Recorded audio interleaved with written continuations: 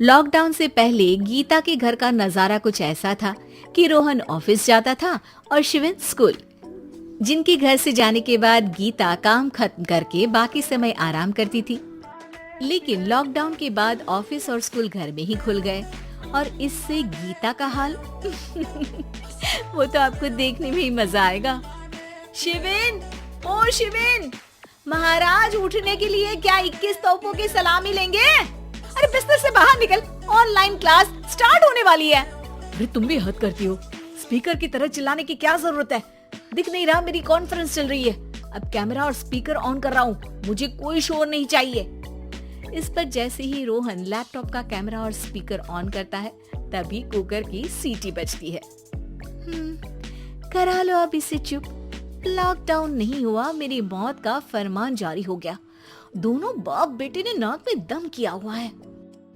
ऐसा बोलकर गीता वहाँ से शिविन के कमरे में पहुँच जाती है, जहाँ शिविन अभी भी सो रहा होता है। ओ आलसी, अब अगर 5 मिनट में नहीं उठाना तो आज तेरा गेम और यूट्यूब कैंसिल। माँ की बात सुनकर शिविन बिना 1 मिनट गवाए उठ खड़ा होता है। उठ गया, अभी नहाकर भी आता हूँ। ये नाटक कहीं और, मुंह पर गीला कपड़ा मार और पढ़ने बैठ।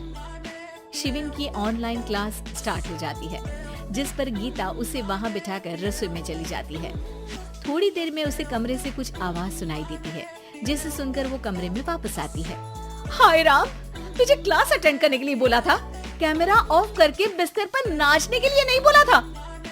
मम्मी मुझे कुछ समझ नहीं आ रहा, आप बाद में पढ़ा देना ना, वैसे भी अटेंडेंस तो लगी गई है। हाँ बेटा, जरूर बन जा, तू अभी से हम सबका बाप बन जा।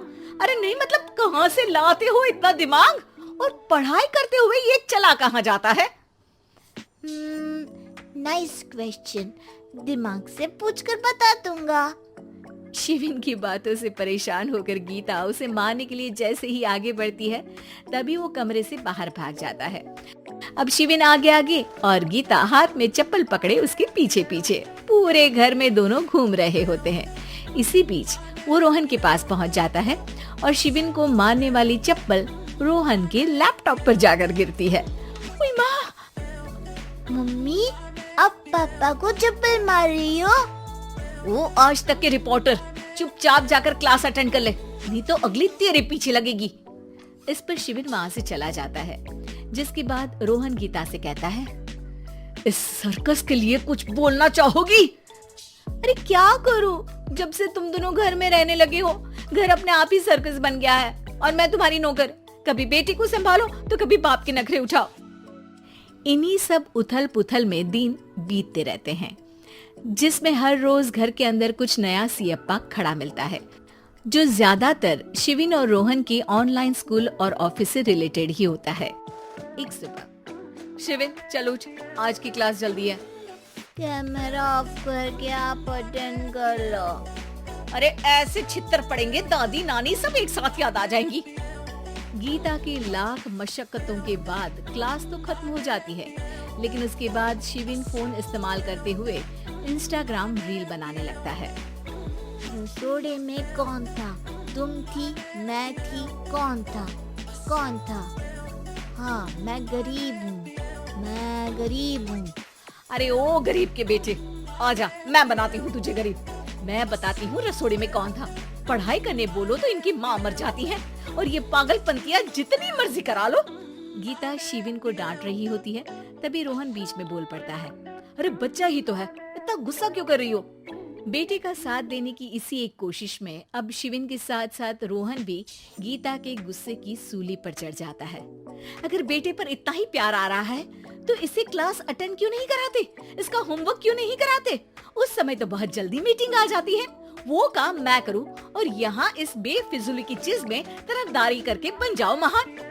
हे भगवान, कोई तो इनके ऑफिस और स्कूल खुलवाओ, मैं इन्हें और घर में नहीं सह सकती। अरे कुछ और मांग लेती, क्योंकि तुम्हारी ये विश इस साल तो पूरी होने से रही, कोरोना। हाय नास पिटे ने जिंदगी ही बर्बाद कर दी। खाए कोई पचाए कोई, कल मुझे चुन चुन कर सबको मेरी बद्दुआ लगेगी।